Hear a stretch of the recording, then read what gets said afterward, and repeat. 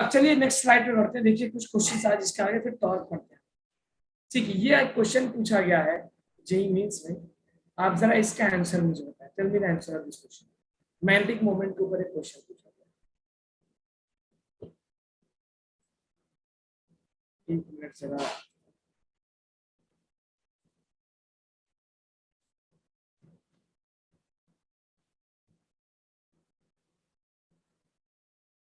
इस क्वेश्चन को जरा सॉल्व करिए। Try to solve this question. Magnetic moment के ऊपर एक क्वेश्चन पूछा गया। कह रहा वायर जेई मींस का प्रॉब्लम है, 2020 का प्रॉब्लम है, 2020 का प्रॉब्लम है। देखिए जरा इसको सॉल्व करिए। कह रहा wire carrying current I is bent in the shape. ये शेप दे रखा है और करंट का डायरेक्शन भी दे रखा है।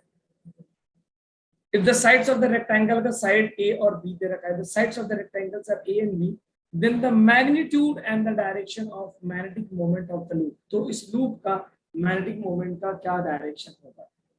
इस तरह का प्रॉब्लम हमने लास्ट क्लास में भी शायद किया था, नहीं किया तो मुझे याद नहीं। तो दो लूप बन रहे हैं, दोनों लूप की उसे मैग्नेटिक मोमेंट निकालिए। मैग्नेटिक मोमेंट एक वेक्टर क्वांटिटी है, उसको उसी तरह ट्रीट करिए और रिजल्टेंट मैग्नेटिक मोमेंट निकालने के लिए आप क्या करेंगे? वेक्टर मेथड से सॉल्व करेंगे।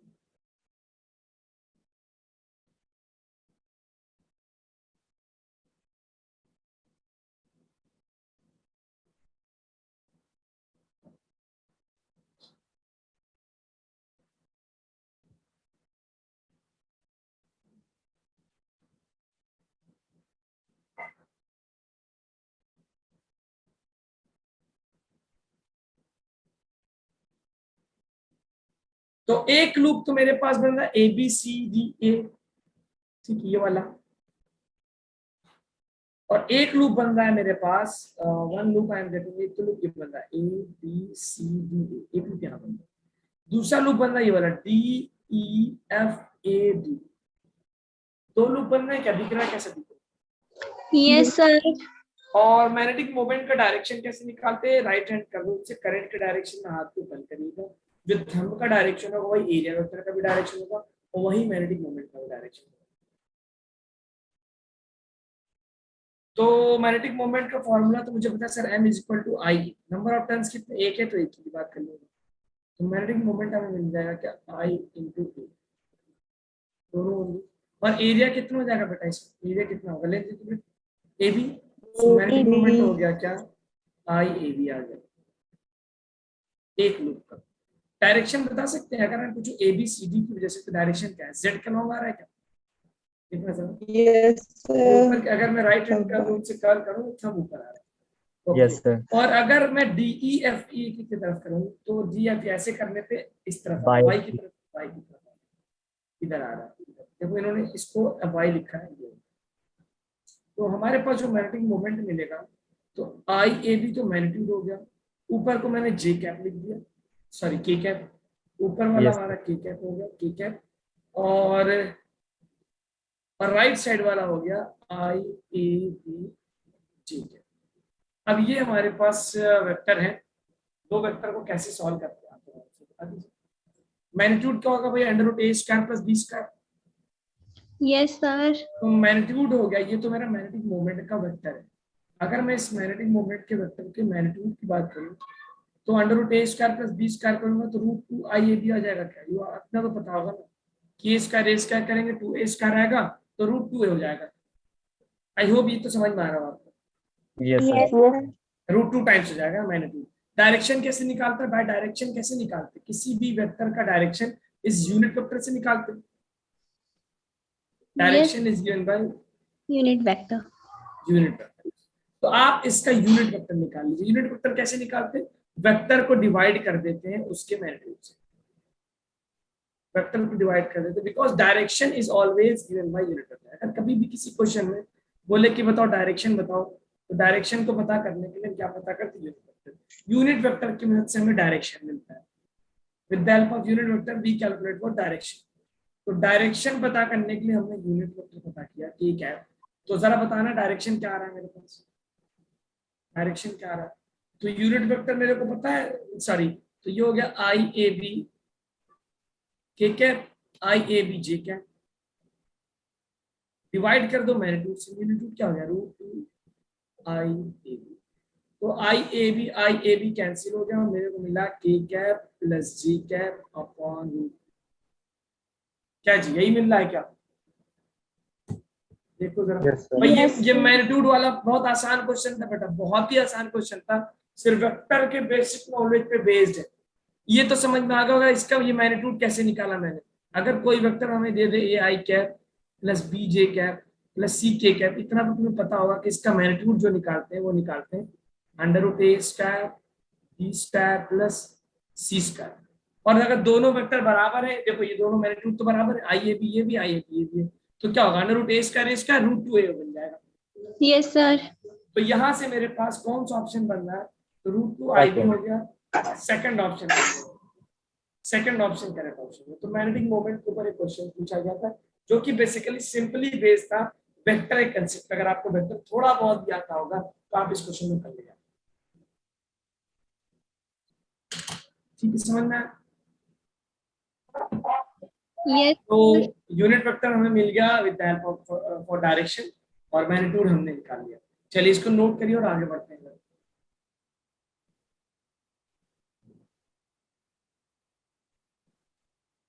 Note down this problem, we will move forward now.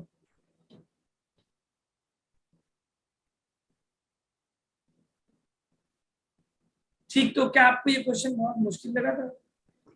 No, sir. No, sir.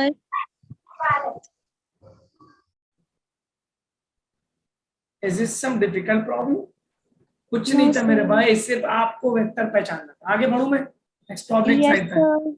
Yes अब इसी तरह से देखिए, अब इसी तरह से कुछ क्वेश्चंस दिए हुए हैं स्क्रीन पे आपके कि अलग अलग तरह के बार मैंने ऐसे क्वेश्चन भी आपको समझना बहुत जरूरी है। 6-7 फिगर दिए, कह रहा है कि 3-4 आइडेंटिकल बार मैग्नेट है, मतलब उनका मैग्नेटिक मोमेंट क्या है फिक्स है। तो जैसे आप डाइपोल को मैग्नेटिक मोमेंट मानते हैं तो उसी तरह कह रहा find the net magnetic moment. तो अगर मैं पहले वाले फिगर में देखूं बेटा, साउथ इधर हो गया नॉर्थ पोल इधर हो गया, तो साउथ से नॉर्थ मैंने मान लिया मैग्नेटिक मोमेंट m और दूसरा भी हो गया साउथ से नॉर्थ मैग्नेटिक मोमेंट m, तो नेट मैग्नेटिक मोमेंट 2m हो जाएगा क्या? Yes sir.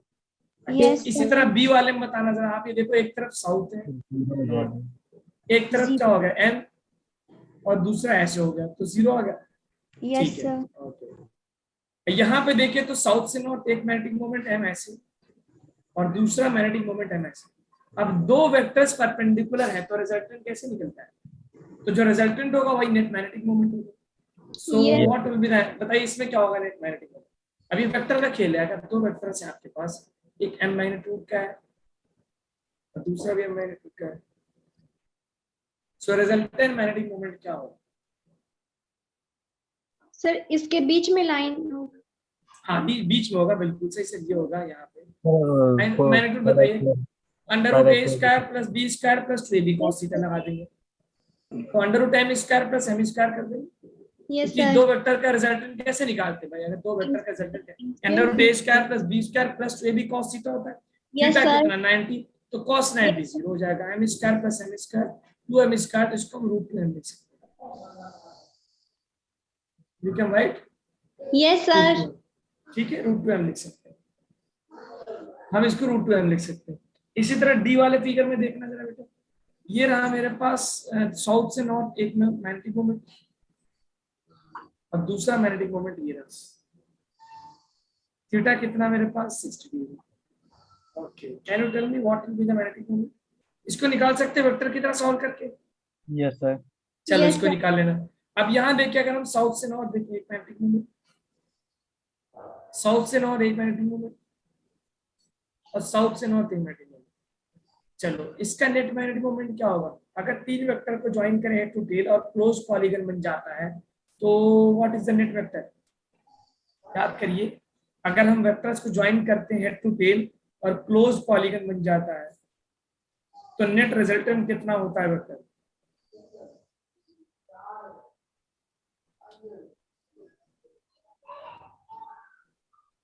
बोलो भाई कितना हो जाता है वेक्टर अगर क्लोज पॉलीगन बन जाता है? 0 हो जाता है क्या? सर माइनस होता है।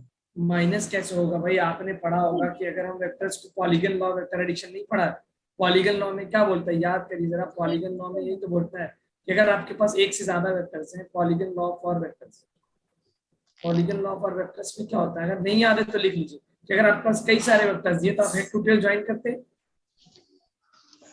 यस और सर। अगर अगर वेक्टर्स फाइनली क्लोज पॉलीगन बना लेते तो क्लोज पॉलीगन हो गया तो रिजल्टेंट वेक्टर क्या हो जाएगा, 0। हो जाएगा। क्लोज पॉलीगन का मतलब क्या हो गया, रिजल्टेंट वेक्टर क्या हो जाता है, 0 बन जाता है, रिजल्टेंट क्या हो जाता है, 0। क्लोज पॉलीगन का मतलब आप हेड टू टेल ज्वाइन करते करते वापस वहीं पे आ गए। तो यहाँ पे अगर आप देखेंगे, इस बात को नोट कर लीजिएगा कि क्लोज पॉलीगन होने पे रिजल्टेंट 0 रहता है। तो यहाँ पे क्या ये वेक्टर्स क्लोज नहीं कर रहे, हेड से शुरू हुआ, head to tail, head to tail, head to tail, वापस क्लोज कर दिया, तो क्या Yes. यहाँ पे इस केस में रिजल्टेंट मैग्नेटिक मोमेंट 0 है। Yes sir. ठीक है, इसी तरह यहाँ पे इसको देखेंगे तो 4 मैग्नेटिक मोमेंट है, सिंपल वेक्टर की तरह अपने को ऐड करना है और आंसर निकालना है, कोई बहुत बड़ी चीज नहीं है, हो जाएगा क्या ये काम। Yes sir. जैसे वेक्टर्स को ऐड करते हैं उसी तरह इसको भी ऐड करना है।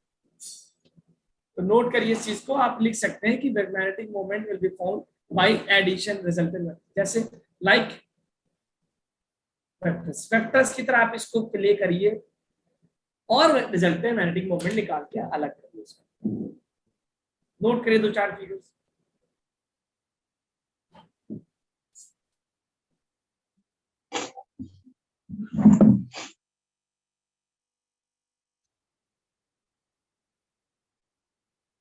ठीक है बेटा, तो आई होप आप इसको समझ गए होंगे कि मैग्नेटिक मोमेंट कैसे निकालते हैं। अगर आपके पास कई सारे मैग्नेटिक मोमेंट, जल्दी करिए इनको आगे भी पढ़ना है, आज कई सारी चीजें और इंट्रोड्यूस करेंगे आप।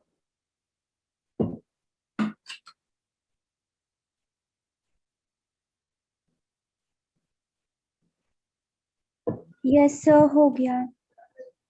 ठीक है, चलो आगे। अब देखो कभी कभी एक इस तरह का प्रॉब्लम भी होता है, सभी लोगों ने नोट कर लिया कैसे, यस जैसे सर। वेक्टर्स को हम डील करते थे ना, ए बी मान के square B square two B cos का, उसी तरह इसको करते हैं। अब कभी कभी इस तरह का क्वेश्चन देता है कि अभी मैंने आपको बताया कि जो मैग्नेटिक मोमेंट होता है,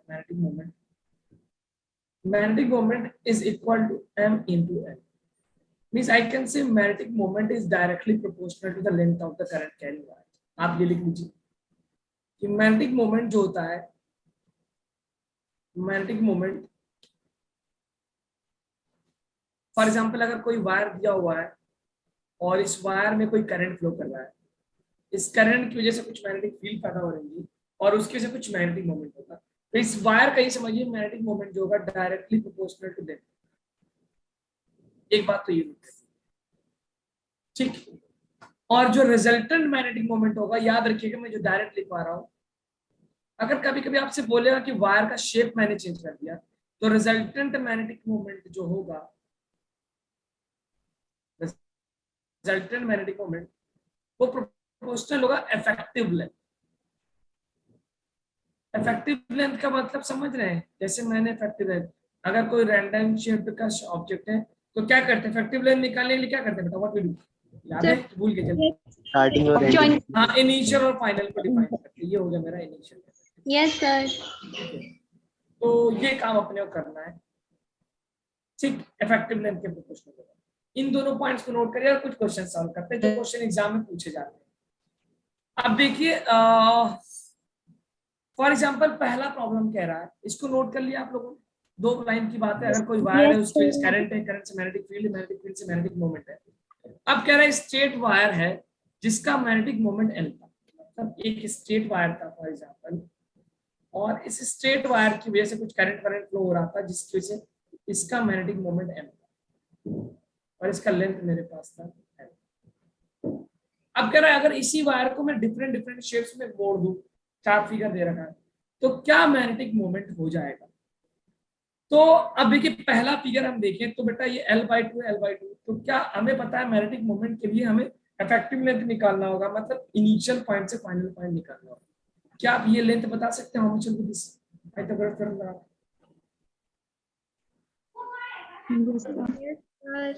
चलिए कैलकुलेट करके बताना ये कितना होगा, ये लेंथ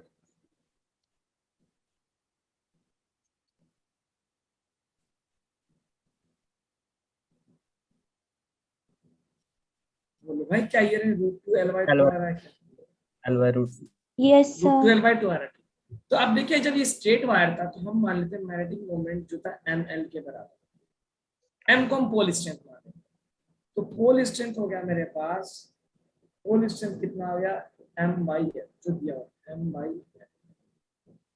अब पोल स्ट्रेंथ को हम क्या मानेंगे कांस्टेंट, हम ये मानेंगे कि हम वायर का अगर शेप चेंज कर रहे हैं तो पोल स्ट्रेंथ चेंज नहीं, क्योंकि वो पोल मतलब हम ये अगर इमेजिन करें, मैग्नेटिक मोमेंट का मतलब क्या समझता है कि कुछ मैग्नेटिक फील्ड प्रोड्यूस कर रहा होगा, उसको इमेजिन करो कि जैसे डाइपोल था उसी तरह मैग्नेट के दो पोल बन गए, एक तरफ साउथ पोल बन गया, एक तरफ नॉर्थ पोल बन गया, और वो पोल्स की कुछ स्ट्रेंथ होती है जिसको आप पोल स्ट्रेंथ बोलते हैं। ये मेरा क्या होगा कांस्टेंट, पोल स्ट्रेंथ क्या है कांस्टेंट। अब अगर इस केस में मैं पूछूं what will be the magnetic moment a वाले केस में, तो m1 मान ले तो क्या होगा m इंटू एल इफेक्टिव होगा क्या, ठीक है। m कितना है मेरे पास कैपिटल M बाई एल, और इफेक्टिव लेंथ कितना है मेरे पास √2 L बाई, तो फाइनल आंसर कितना आ गया मेरे पास √2 M बाई। ये बहुत इंपॉर्टेंट टॉपिक है बेटा, छोटा सा टॉपिक है लेकिन क्वेश्चन अक्सर पूछ लेता है इससे, √2 M बाई। इसी तरह आप कैलकुलेट कर सकते हैं बी वाला, क्या बी वाला कैलकुलेट कर सकते हैं, पोल स्ट्रेंथ तो अपने आप सेम रहेगा, ये तो फिक्स है। इफेक्टिव लेंथ निकालिए जरा, यहां से यहां तक के बीच का, यहां से यहां तक के बीच का इफेक्टिव लेंथ कितना हो जाएगा बेटा, जरा सोचो। How much will be L/2. L/2 बिल्कुल सही, जो कि इक्विलेटरल ट्रायंगल बन रहा है, इक्वल L/2 हो गया। तो इफेक्टिव लेंथ मेरे को कितनी मिल गई L/2। तो जरा मैग्नेटिक मोमेंट अगर मैं कैलकुलेट करूं M1 equal to M into L effective, so how much you are getting, how much you are getting, मतलब कितना आ रहा है M बाई L, और इफेक्टिव लेंथ तुमने निकाला L/2, सो आपको मिल जाएगा मैग्नेटिक मोमेंट कितना M/2, यस सर। ठीक है। इसी तरह सी पार्ट करो और मुझे आंसर बताओ, सी पार्ट बहुत आसान है बेटा, it's very easy. C part करो, मैं पोल स्ट्रेंथ तो सेम रहेगा जो दे रखा है, इफेक्टिव लेंथ निकालो वायर का, effective length what will be effective length of the wire,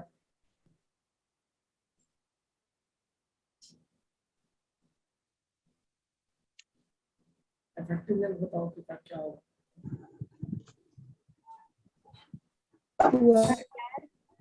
sir 2m पाई। अच्छा, तो इफेक्टिव लेंथ तो इसका 2r के बराबर हो जाएगा, ठीक है। अच्छा ये जो पार्ट है, ये जो सेमी सर्कल का, ये वैल्यू कितनी होगी pi r, you know yes sir. पूरा सर्कल के टर्म, और ये पाई आर एल के बराबर होगा, यस बिकॉज सर। उसी एल लेंथ के वायर से बनाई है, उसको मोड़ दिया गया, तो आर की वैल्यू मेरे पास मिली कितनी एल बाई, ठीक। चलो अब जरा हम इसको कैलकुलेट करते हैं, तो मेरे पास जो मैग्नेटिक मोमेंट आएगा M1, हम लिख सकते हैं M into effective length, effective length कितना है मेरे पास, इफेक्टिव M कितना M by L, effective length की वैल्यू है 2r, और r की वैल्यू अगर मैं L के टर्म में लिखूं तो क्या L बाई पाई लिख सकता हूँ, बोलो Yes, sir. L से L कैली, तो मुझे जो आंसर मिल जाएगा 2m अपॉन पाई, ये मेरे पास आंसर हो जाएगा कि इफेक्टिव मैग्नेटिक मोमेंट किया जाए, ठीक है। ये क्वेश्चंस अपनी कॉपी में बहुत ईमानदारी से नोट करिए। इफेक्टिव लेंथ हम कैलकुलेट करेंगे, इफेक्टिव लेंथ के लिए इनिशियल और फाइनल पॉइंट को ज्वाइन, ओके। अब चौथे वाले फिगर में बेटा ये गोल के वापस घूम के वहीं आ रहा है, तो what will be the effective length, 0. 0। बिल्कुल सही, 0 होगा क्या effective length, yes sir. Yes, तो sir. जब इफेक्टिव लेंथ 0 हो गया तो मैग्नेटिक मोमेंट कितना होगा 0. m into 0, it means it will be 0, तो मैग्नेटिक मोमेंट क्या बन जाएगा 0 बन जाएगा, ठीक है, बहुत अच्छा। नोट करिए सारी बातों को, फिर आगे बढ़ते हैं। तो कभी भी कोई वायर दिया हो उसके वजह से मैग्नेटिक मोमेंट निकालना हो तो आप ये वाला कंसेप्ट लगाइए, इफेक्टिव लेंथ निकालिए, इफेक्टिव लेंथ का मतलब क्या हुआ, इनिशियल और फाइनल पॉइंट को ज्वाइन करना है और वहां से ये रिजल्ट निकालना है। Yes, sir. हो गया. No, sir. नोट करिए, मैं आपको प्रॉपर इनफ टाइम दे रहा हूँ, I am giving enough time to note देता हूँ।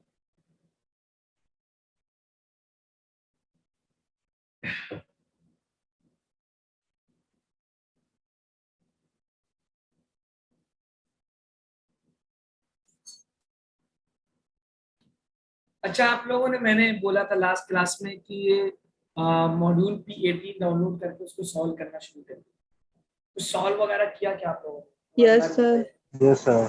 डाउट्स वगैरह आए? मैंने आपको हिंट के लिए लिखवा Yes, भी दिया sir. था कि क्या क्या कर सकते हैं। एनसीईआरटी बुक आप सभी के पास है? Yes sir. एनसीईआरटी बुक की रीडिंग Yes, लगा रहे हैं sir. क्या? Yes, NCERT sir. की रीडिंग, उसके सॉल्व एग्जांपल वगैरह सॉल्व कर रहे हैं? Yes, solve sir. एग्जांपल जरूर करिएगा, because NCERT book is very important. खासतौर पे 12th क्लास की एनसीईआरटी ज्यादा इंपॉर्टेंट हो जाती है। 11th का क्लास की एनसीईआरटी का थोड़ा कम नहीं भी पढ़ेंगे तो भी चल जाता है, क्योंकि उसमें कंसेप्ट बेस्ड चीजें ज्यादा होती है, लेकिन इसमें इंफॉर्मेशन बेस्ड चीजें हो जाती है, और इंफॉर्मेशन बेस्ड चीजें होने की इट बिकम्स मोर इम्पोर्टेंट। ठीक है, तो आगे वाली स्लाइड पे चल सकता हूँ मैं? Yes, sir. Yes, sir. ये हमारे पास मैग्नेटिक मोमेंट का कंसेप्ट क्लियर हो, आगे बढ़ते हैं। ठीक है, अब ये क्वेश्चन दिया हो, जरा इसका आंसर मुझे।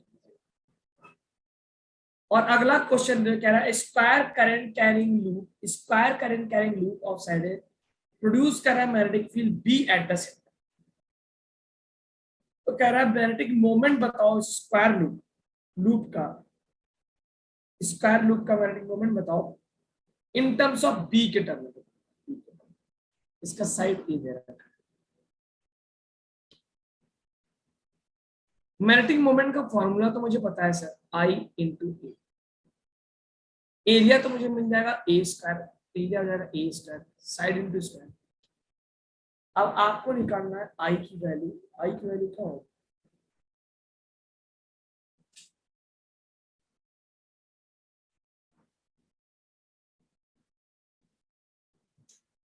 आपको या आप क्या कैलकुलेट कर सकते हैं कि अगर एक स्क्वायर लूप दिया हुआ है उसमें करंट आई फ्लो कर रहा है, तो can you find what will be the magnetic moment at the magnetic field at the centre? Formula मैंने डिराइव करवाया था स्ट्रेट वायर से, u not I upon 4 pi sin phi 1 plus sin phi 2, इस तरह कुछ चीजें डिराइव करवाई थी। फिर हमने square loop, triangular loop, hexagonal loop की वजह से मैग्नेटिक फील्ड कैलकुलेट करवाया था सिंबल पे। याद आ रही की बात है? भूल गए फिर भाई?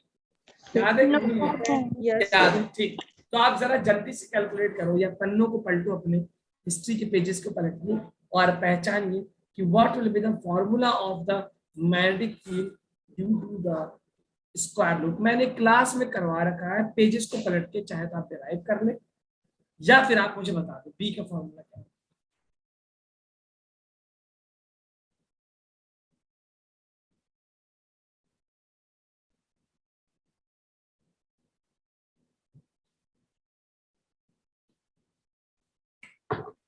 Sir, mu naught I divided by under root 2 pi a. ठीक है भाई, ये पक्का। तो चलो मैं फॉर्मूला ही लिख देता हूँ, फिर से डिराइव ही करवा देता हूँ। अगर तुम भूल गए हो तो देखो, ये 45 हो जाएगा, हो जाएगा Yes, क्या? sir. Yes, sir. और ये डिस्टेंस a/2 हो जाएगा। तो मुझे Yes, फॉर्मूला sir. पता है, mu naught upon 4 pi I by a कितना लिख दिया, distance a/2 into sine pi 1 plus sine pi 2, तो 2 इंटू साइन 45। साइन 45 कितना हो गया? √2 हो गया क्या? तो ये तो एक वायर की वजह से हो गया। अब 4 वायर है तो चारों के से 4 से मल्टीप्लाई कर दूं क्या? बोलो भाई, यही आता है क्या? Yes, sir. तो 4 से 4 क्या हुआ? कैंसिल। ये 2 ऊपर जाएगा, बन जाएगा 4 mu naught I upon √2 pi A. ये आ गया मैग्नेटिक फील्ड का formula due to the square loop at the center. अब यहां से मेरे को आई की वैल्यू निकालनी है। आई की वैल्यू कितनी आएगी? √2 pi a b upon 4 mu naught. Am I right? अब आप इस आई की वैल्यू को यहाँ रख दो और मुझे वैल्यू बता दो कितना आ रहा है। आई होप क्वेश्चन, ऐसा क्वेश्चन कई बार पूछा गया है, स्क्वायर लूप के बजाय ट्रायंगुलर लूप दे देगा। एक ट्रायंगुलर लूप के सेंटर पे ये मैग्नेटिक फील्ड है, बताओ क्या होगा? तो इसमें 2 कंसेप्ट लगवा रहा है। पहले तो आपसे चेक करवा रहा है कि क्या आपको पता है कि नहीं कि स्क्वायर लूप के सेंटर पे मैग्नेटिक फील्ड कितनी होती है, और फिर आपको ये पता है कि नहीं मैग्नेटिक मोमेंट क्या होता है। तो एक क्वेश्चन में 2 क्वेश्चन वो पूछ लेता है ना? एक क्वेश्चन के अंदर 2 क्वेश्चन आ गए। Yes, धीरे से sir. आपसे ये भी कैलकुलेट करवा लिया उसने कि what is the magnetic field at the centre of the square.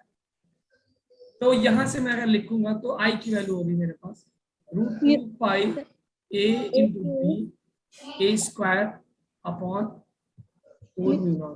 तो मेरे पास हो जाएगा √2 pi a cube A cube B. B upon 4। ये आ जाएगा मैग्नेटिक मोमेंट का। Yes, sir. Sir. ठीक है, तो ये मैग्नेटिक फील्ड का फॉर्मूला तो यार समझ में आ गया होगा मेरे भाई कि कैसे Yes, आया ये sir. Square loop. पीछे भी करवा रखा हमने हेक्सागन तक, ये तो स्क्वायर लूप है, हमने ट्रायंगुलर लूप से भी करवा रखा है, हमने हेक्सागन से भी करा रखा है। अच्छा चलो बताओ, मैं तुमसे अगर पूछूं इक्विलेटरल ट्रायंगल दिया हुआ है, इक्विलेटरल ट्रायंगल का सेंटर से कॉर्नर का डिस्टेंस कितना होता है, याद है कि भूल गए? देखिए अगर ये ए है, Sir, A by √3. a/√3, सही बोल नहीं है क्या? ये a/√3 का आप क्या जा रहा है?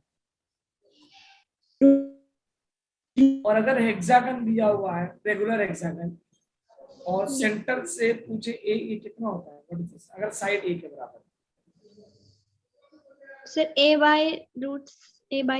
है. तो ये चलो मैं नेक्स्ट ये नोट करिए, पहले नोट करिए फिर बताते हैं। Note Yes. करिए, क्वेश्चन नोट करिए और उसका आंसर नोट करिए। बस 5-10 मिनट के अंदर मैग्नेटिक मोमेंट खत्म करके हम आगे बढ़ेंगे।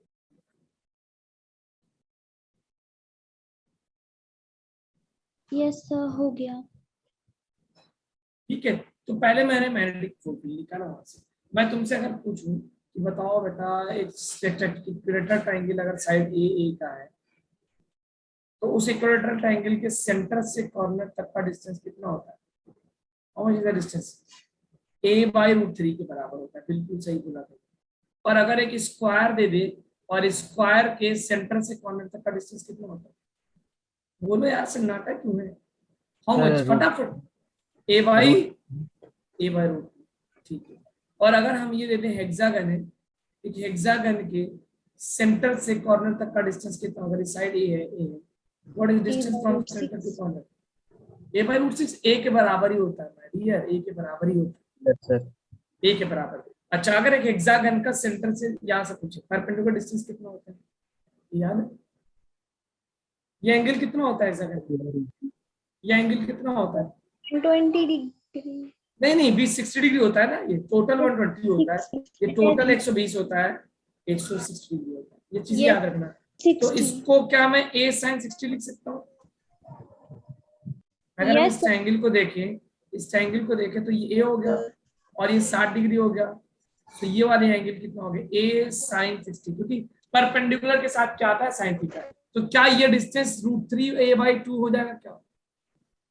Yes, Yes, sir. sir. sir. इसको तुम फिर से लिख लो ताकि तुमको याद है। और हेक्सागन का जब तुम फॉर्मूला लगाओगे μ0a/d, तो डिस्टेंस हमें याद रहेगा √3a/2 आ जाएगा। ठीक है, इसको फिर से कहीं लिख लो ताकि तुमको याद रहे कि ट्रायंगल का कॉर्नर से सेंटर से डिस्टेंस कितना होगा, स्क्वायर का Yes, corner to sir, center distance लिखिए. कितना होगा, हेक्सागन का कॉर्नर टू सेंटर डिस्टेंस क्या होगा, और सेंटर से लेके साइड का परपेंडिकुलर डिस्टेंस कितना होगा, जिसको आप डी नाम दो, डी देते ना, डी क्या बोलते हैं इसको? डी, ये डिस्टेंस होता है परपेंडिकुलर डिस्टेंस को क्या बोलते हैं? D. Yes, sir. वो जो फॉर्मूला आता है मैग्नेटिक फील्ड का μ0I/4πd, उसमें यूज होता है। ठीक है, आगे बढ़े क्या? Yes, sir. ओके, तो ये हो गया बेटा हमारे पास। लास्ट टॉपिक है मैग्नेटिक मोमेंट पे, इस ये 2 क्वेश्चन पूछे गए थे, ये 2 क्वेश्चन नीट 2021 में पूछे, रेशियो निकलवाया था उसने मैग्नेटिक मोमेंट का, कि एक वायर को लेके मैंने कट किया ट्रायंगल के फॉर्म में और फिर स्क्वायर के फॉर्म में, तो बताइए दोनों के मैग्नेटिक मोमेंट का रेशियो क्या होगा? ये क्वेश्चन पूछा था नीट 2021 में। तो एक वायर को लेके आपने बेंड कर दिया अलग अलग शेप में, और करंट आई है, चारों में दिख रहा है आपको करंट आई है। So what will be the magnetic moment? मुझे सर इतना तो पता है कि मैग्नेटिक मोमेंट का फॉर्मूला जो होता है वो होता है I इंटू ए होता है क्या?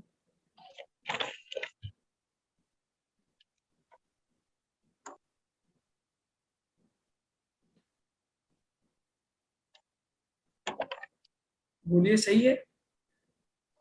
अब एरिया ठीक है, ट्रायंगल है तो एल लेंथ को आपने इक्विलेटरल ट्रायंगल में बनाया, तो एक साइड का लेंथ L/3 हो जाएगा। Yes, sir. आप बता सकते हैं एरिया ऑफ इक्विलेटरल ट्रायंगल कितना होता है? आई होप आपको याद होगा, √3/4 इंटू साइड स्क्वायर। Side का square. यही तो होता है, ये तो हमने 7-8 क्लास में पढ़ना शुरू कर दिया था कि भाई इक्विलेटरल ट्रायंगल के एरिया Yes, sir. √3/4 स्क्वायर, तो √3/4 और साइड कितना है L/3, L/3 के स्क्वायर करेंगे L²/9 आ जाएगा, तो मुझे मिल गया √3 L²/9 हो जाता है 36।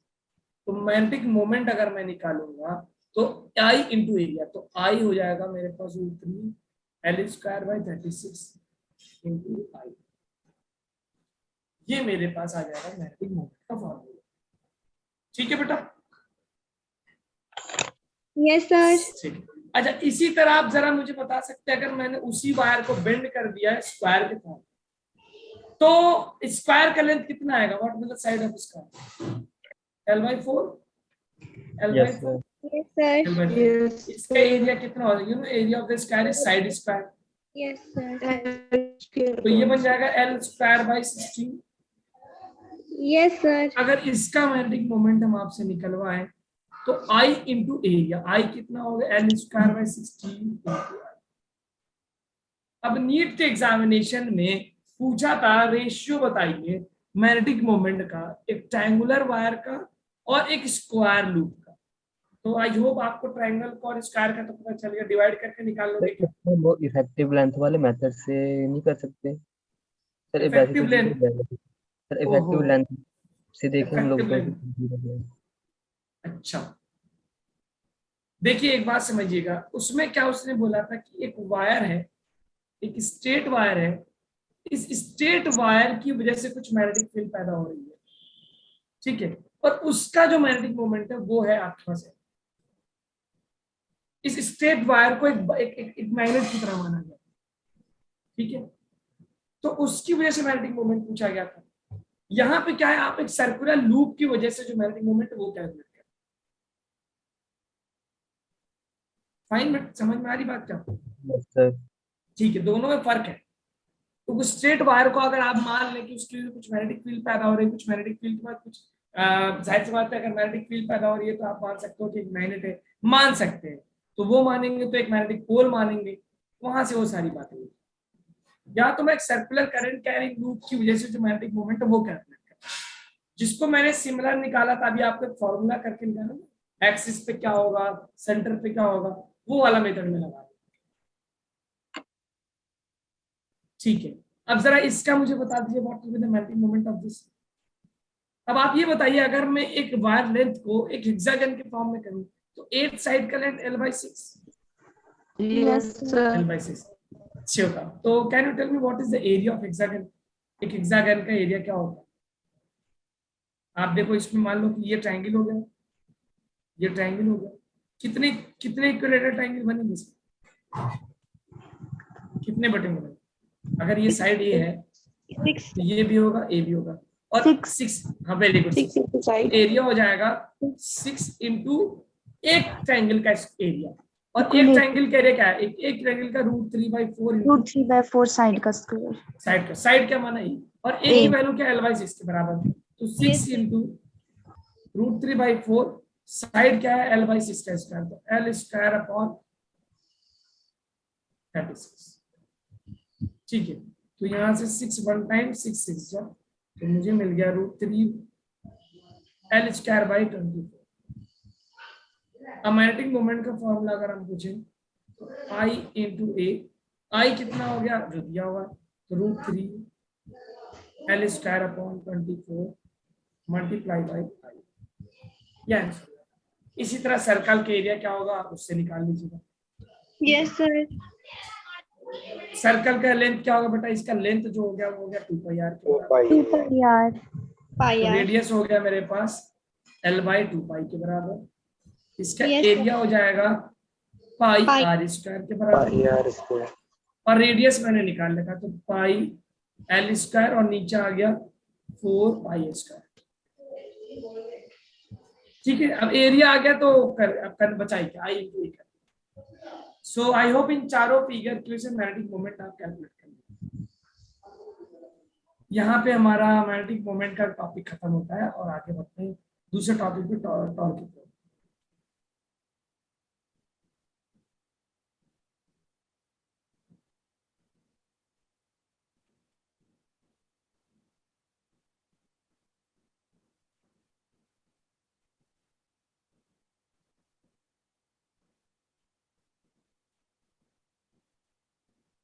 नोट करिए इसको जरा।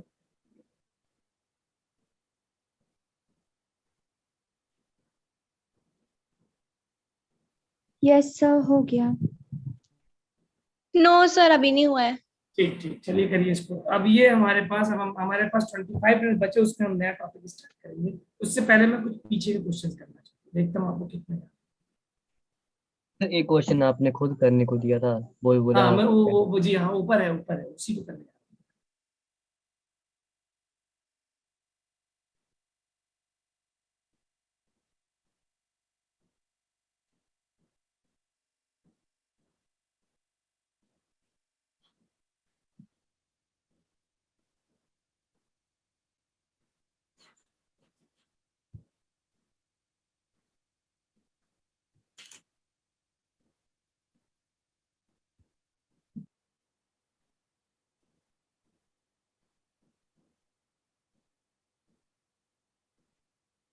ठीक है, चलूं क्या क्वेश्चन। अब देखिए, मैं अगला टॉपिक शुरू करूंगा टॉर्क और मैग्नेटिक मोमेंट, और एक इंपॉर्टेंट टॉपिक। उससे पहले मैं आपको कुछ क्वेश्चन दिए थे, मैंने जरा उसको देखा। उससे पहले मैं एक ना जेई मेंस का प्रॉब्लम है, देखते हैं ये वाला क्वेश्चन आप कर पाते हो, जो कि force on a charge carrying conductor.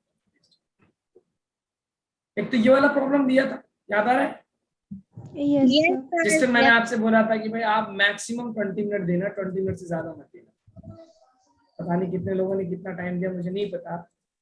मैं एक क्वेश्चन दिखा रहा हूँ जो जोई बेंस में 2020 में पूछा गया है, और बहुत ही आसान टॉपिक है।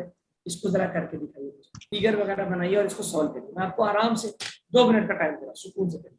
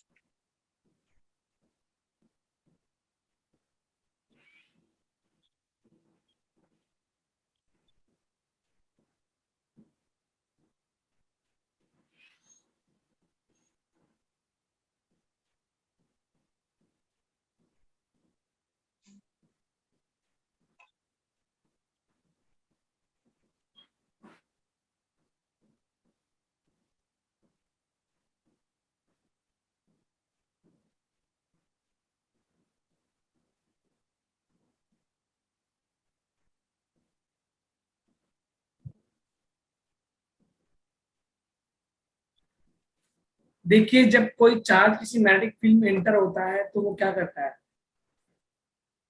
सर्कुलर पाथ फॉलो कर लेता है क्या बेटा। दो तरह के पाथ थे, यस सर्कुलर सर। पाथ और हेलिकल पाथ। सर्कुलर पाथ कब था, जब जब चार्ज का perpendicular to the magnetic field था, और हेलिकल पाथ कब था, जब चार्ज होता ऑब्लिक था। याद आ रहा है क्या, और उसमें पिच हुआ करता था। Yes sir. परपेंडिकुलर वाला कंपोनेंट उसको घुमाता था और पैरेलल वाला कंपोनेंट उसको आगे बढ़ाता था। कुछ इस तरह से बात हुई थी। Yes sir. ठीक है, तो अब देखिए जरा, कह रहा है कि चार्ज है, ऑप्शन क्या आ रहा है, दोनों का आंसर आ रहा है, और जो सही आ रहा है बिल्कुल सही, अवनीश का और दीपिका ठाकुर का। वेरी गुड, और लोग सॉल्व करिए। ये पिछला बिल्कुल शुरू के लेक्चर पे बेस्ड है, force on a current carrying charges in a magnetic field. तो मैं पहले एक्स वाई जेड बना लेता हूँ, सॉल्व करिए जरा इसको।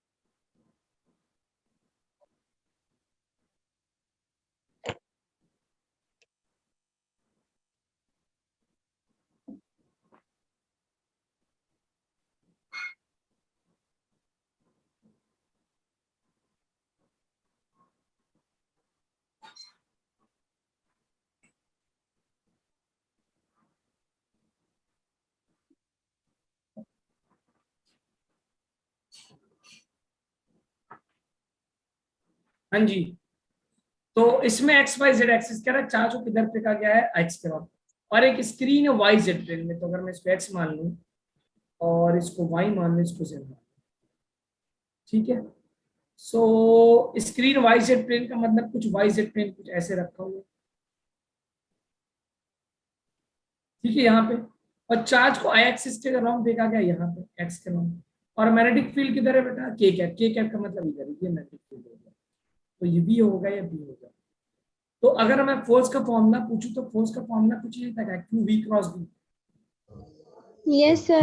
तो अगर मैं Yes. बी क्रॉस बी करके देखो, थंब नीचे जा रहा है क्या, थंब नीचे जा रहा है क्या बोलो। और ये चार्ज जो इसका मतलब थंब नीचे जा रहा है, मतलब फोर्स नीचे की तरफ करेगा, तो ये सर्कल ले लेगा ऐसे। हमने पूरा डिस्कशन कर रखा है, it will follow circular path like this, और ये हो जाएगा इसका रेडियस। तो कंडीशन ये है कि कह रहा डिस्टेंस कितना है स्क्रीन का चार्ज से, हम बच्चे डिस्टेंस बेटा डी। तो कह रहा है कितनी मिनिमम वेलोसिटी हो कि particle will not hit the screen. Minimum नहीं, मैक्सिमम होना चाहिए। मिनिमम होगा, मिनिमम तो ये है कि उसको रोक दो, it should be maximum, maximum होना चाहिए कि मैक्सिमम कितनी स्पीड से फेंके क्यों हिट ना करे। तो क्या होना चाहिए, रेडियस जो होना चाहिए वो कम होना चाहिए किससे, बी से। जो रेडियस वो कवर करेगा ऐसे घूमते हुए, वो रेडियस हमारा डी से कम हो जाए। और रेडियस का फॉर्मूला मुझे याद होगा, R equal to M V upon Q B, हमने पीछे डिस्कस करना। Yes, तो sir. M V upon Q B जो होगा वो लेस देन डी हो गया। तो वेलोसिटी जो आ गई less than q B d upon m आ गया। इसका मतलब जो वेलोसिटी होना चाहिए वो कम होना चाहिए D Q B D by M से। तो मैक्सिमम वेलोसिटी क्या हो जाएगी, यही आ जाएगी। तो करेक्ट ऑप्शन क्या होगा, थर्ड वाला, ठीक है। सो बिल्कुल सिंपल, फोर्स का फॉर्मूला लगाया, रेडियस का फॉर्मूला बनाया, चार्ज ऐसे घूमेगा, तो अगर आप चाहते हिट ना करे तो मैक्सिमम रेडियस जो है वो डी से कम होना चाहिए, ठीक है बेटा। Yes, sir. Yes, sir. Okay, ये वाला क्वेश्चन किया आप लोगों ने क्या, कितने लोगों ने इसको ट्राई किया, ईमानदारी से बताओ। जेई एडवांस लेवल तक का प्रॉब्लम है, जेई यस मेन से उठ के एडवांस तक जाएगा ये प्रॉब्लम। कर लिया, Yes, sir. चलो मैं देखता हूँ उसको एक बार प्रॉब्लम को सॉल्व करते हैं। Next slide. तो हमारे पास दो वायर दिए हुए हैं, दो वायर बहुत ध्यान से देखिएगा। यहाँ पे वायर 1 है, यहाँ पे वायर 2 है, और दोनों का डिस्टेंस कितना ए है और ये डिस्टेंस रूट 3। तो हमारे पास अगर मैं डिस्टेंस पूछूं तो ये वाला डिस्टेंस होगा ये 2 हो जाएगा क्या 2a। अगर पाइथागोरस थ्योरम लगाए ये a है और ये है, तो पाइथागोरस थ्योरम लगाओगे तो under root a square plus 3a square 4a square हो जाएगा, मतलब 2a हो जाएगा। 2a इसी तरह ये डिस्टेंस भी कितना हो गया 2a हो गया। 2a ठीक है, अब जरा मैं अगर मैग्नेटिक फील्ड निकालू यहाँ से और ये डिस्टेंस हो गया, तो ये डिस्टेंस एक तो डॉट है, दूसरा क्या क्रॉस है। डॉट का मतलब क्या बेटा वायर इलेक्ट्रिक फील्ड आपकी तरफ है, क्रॉस का मतलब क्या होगा वायर करंट अंदर की तरफ है। अंदर को और आपको पता है कि मैग्नेटिक फील्ड लाइंस क्या होती है सर्कुलर लूप में होती है। तो यहाँ पे अगर मैं मैग्नेटिक फील्ड लाइन देखूंगा डॉट की वजह से तो ऐसे, तो magnetic field line wire one की वजह से ऐसे आ रहा है क्या, देखो जरा ऐसे आएगा क्या V1, चेक करो ये wire one yes sir. Thumb को लाओ, ठीक है, और वायर टू अंदर जा रहा है, तो अंदर की वजह से अगर मैं मैग्नेटिक फील्ड लाइन बनाऊं सर्कल लूप, तो वायर टू की वजह से मैग्नेटिक फील्ड लाइन कुछ ऐसे जा रही है V2। देखिए सही बनाया क्या मैंने, यस सर। V1 ठीक है, ये वायर टू हो गया। अब आप दो मैग्नेटिक फील्ड वेक्टर से आगे आप ये एंगल थीटा होगा, तो ये भी क्या होगा बेटा थीटा हो जाएगा। अब आप इसको रिजॉल्व कर लोगे, रिजॉल्व करोगे तो एक कंपोनेंट ऊपर की तरफ आएगा जो ऐड हो जाएंगे, एक कंपोनेंट इधर आएगा, एक कंपोनेंट इधर आएगा जो सब्ट्रैक्ट होगा। ऊपर वाला कंपोनेंट क्या है कॉस थीटा की साइड देना, जरा देख के बताना। ऊपर वाला कॉस थीटा हो गया, थीटा है तो ये आ गया 2b कॉस थीटा, मतलब ऊपर जो मैग्नेटिक फील्ड आ रही है वो कितने आ रही है 2b कॉस थीटा, और ये दोनों कंपोनेंट्स क्या कैंसिल हो जाएंगे। भाई मैग्नेटिक फील्ड को आप रिजॉल्व करोगे दो कंपोनेंट में ना, एक अलोंग द और एक परपेंडिकुलर, ये तो समझना ना बहुत बार कर चुके। तो मेरे पास जो मैग्नेटिक फील्ड आ गई वो आ गई 2b कॉस थीटा। अच्छा ये थीटा है तो बेटा ये भी थीटा होगा, ये हो गया a, ये हो गया √3a और ये हो गया 2a। तो फिगर से अगर मैं पूछूं कि cos थीटा बताओ, cos थीटा क्या होता है base upon b hypotenuse, by h b by h। तो बेस क्या बना है √3a, थीटा अगर यहाँ ले yes तो sir √3a divide upon by 2 ये आ रहा 2a है क्या cos थीटा मेरा, हाँ a से ही कैंसिल हो जाएगा cos थीटा। और b क्या होगा अगर मैं b की बात करूँ यहाँ पे, तो मैग्नेटिक फील्ड क्या होगा इनफाइनाइट वायर के, ये वायर है देखना जरा, ये वायर है और यहाँ पे पॉइंट है ऐसे, तो इनफाइनाइट वायर के क्या होता है mu naught upon I upon 2πd होता है क्या इनफाइनाइट वायर से क्या होगा। तो अगर ये वायर है मेरे पास और ये पॉइंट है, ये वायर है और ये डिस्टेंस कितना निकाला मैंने 2a, तो ये 2a मैग्नेटिक फील्ड का फॉर्मूला कितना आ जाएगा mu naught I upon 2π into 2a। 4 क्या pi मैग्नेटिक फील्ड B का formula mu naught I upon 4π ये आ गया क्या। yes sir बस अब आप रख दो यहाँ पे, आंसर तैयार हो गया आपके पास कि this will be equal to what 2b की जगह mu naught I upon 4π a आ गया into cos theta. cos theta की वैल्यू मैंने निकाली है √3/2, 2 से 2 क्या हो गया cancel, I got the answer √3 mu naught I upon 4π। Okay ऊपर क्या है बेटा y का मतलब क्या, मैं जे कैप बोल सकता हूँ क्या,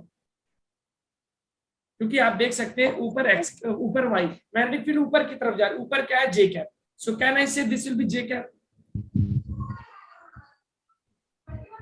yes sir ठीक है cos थीटा 60 cos 60 कुछ करता है।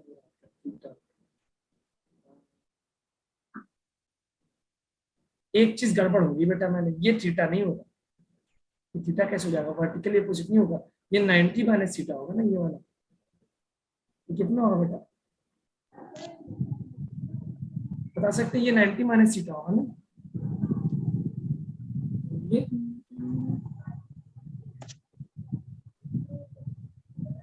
यस टेल मी।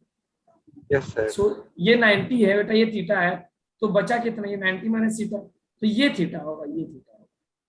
cos थीटा की वैल्यू मैंने गलत लिख दिया, सभी को समझना है मैंने वो cos थीटा गलत कैसे लिख दिया, तो भाई वो टोटल 180 होता है और ये 90 हो गया, तो ये बचा कितना 90 माइनस थीटा, तो ये थीटा हो गया। तो यहां से अगर cos थीटा देखेंगे तो बेस मेरा ये बन जाएगा, ये बेस हो जाएगा, a base will be a/2,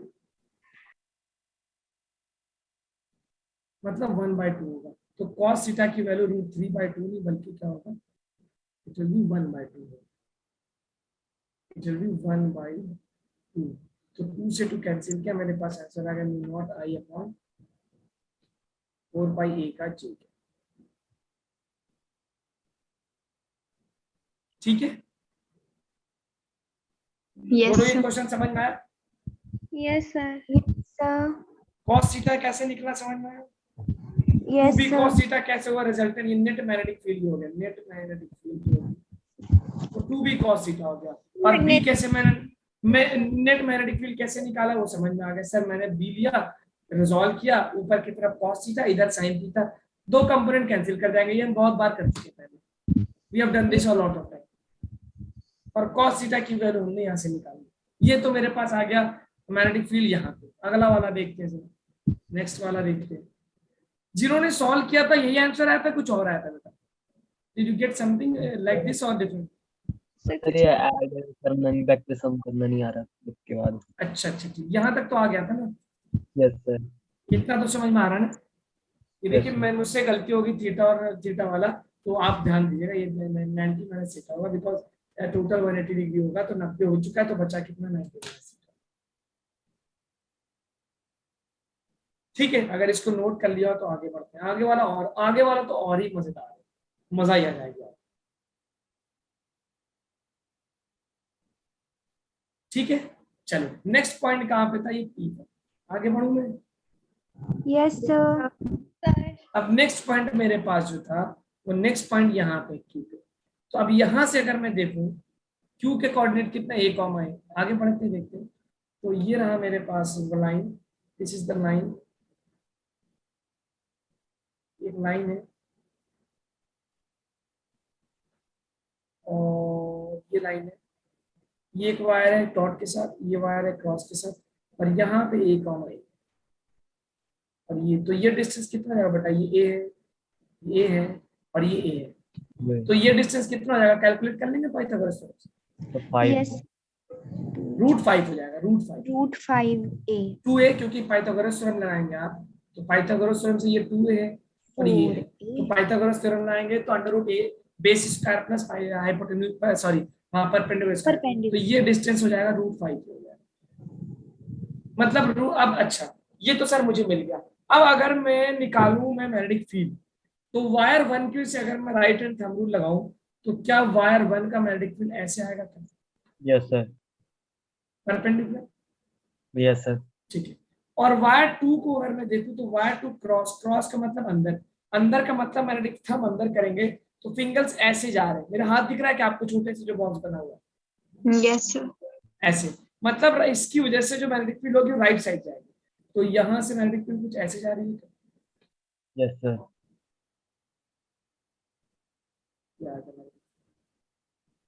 देखिएगा जरा, थोड़ा सा ध्यान से बना देंगे, कुछ ऐसे होगा।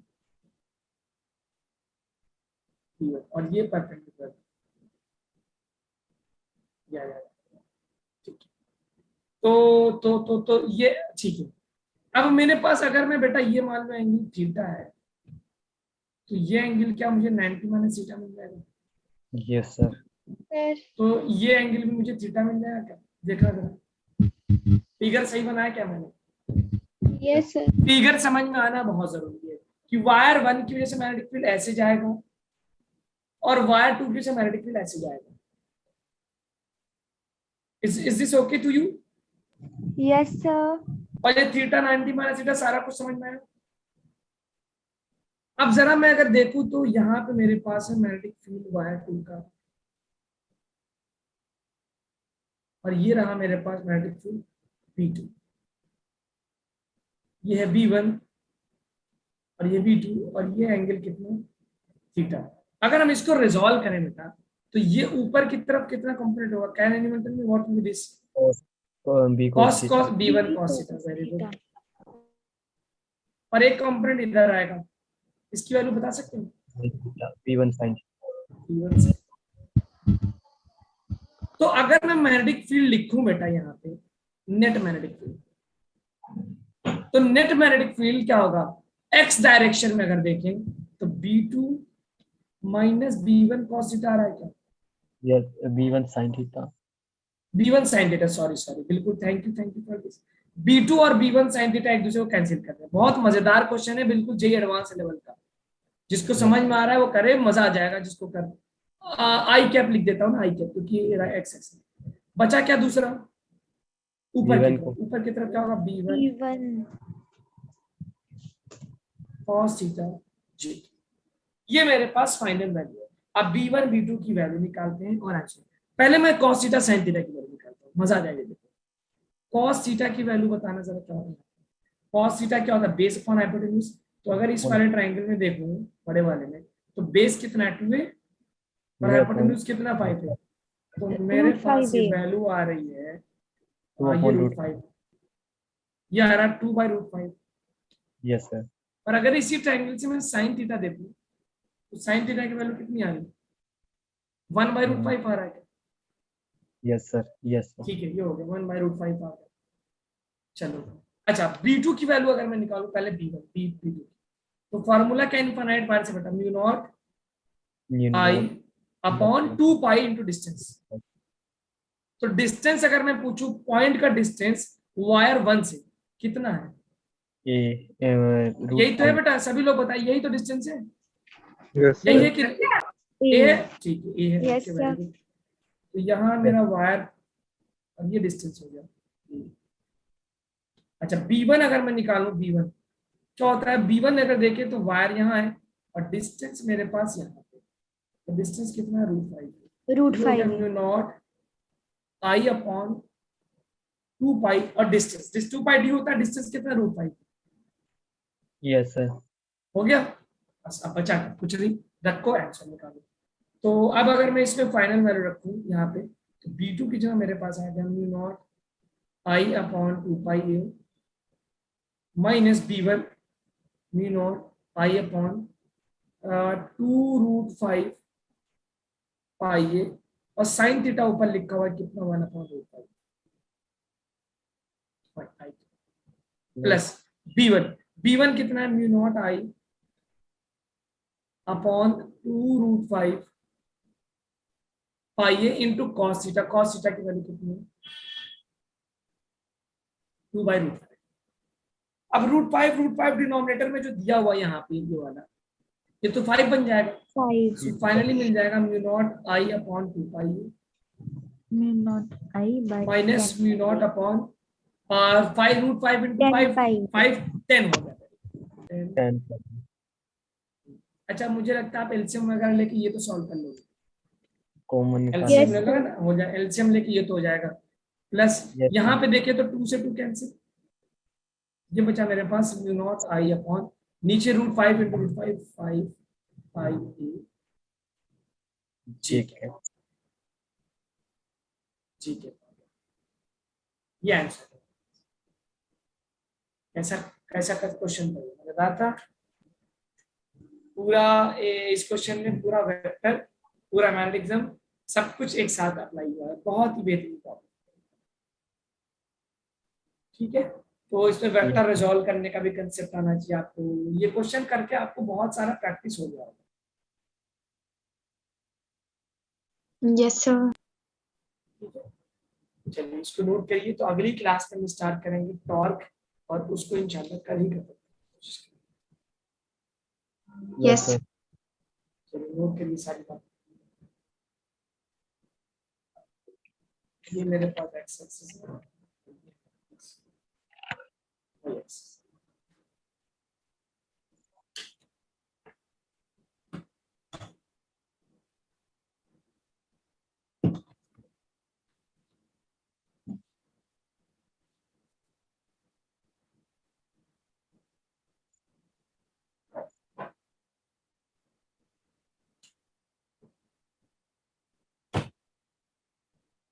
ओके, yes sir, हो गया। हो गया, ठीक। Yes, sir. तो मिलते हैं कल की क्लास में, और कल हम स्टार्ट करेंगे, एक बार पूरा रिवाइज करते हैं टॉर्क। टॉर्क का कंसेप्ट जरूर सब लोग देख के आइएगा। वैसे मैं Yes, आपको शुरू के 15-20 मिनट टॉर्क को रिवाइज कराऊंगा, लेकिन आप सभी से एक सजेशन है कि आप जरूर टॉर्क का कंसेप्ट देख के आइएगा। yes sir, Yes, sir. Torque जो आपने 11th क्लास में पढ़ा था, जरूर उसको देख के आइएगा यार। हिमांशु की क्लास में Yes, sir. Yes sir. Sir अभी आए। सर ठीक है, मैं किसी को बना कर सर नहीं आए हो अभी। अभी तो नहीं आए। ठीक है, मैं फिर ठीक है, मिलते हैं कल क्लास में। Good evening. Good evening, sir. Good evening sir. Good evening.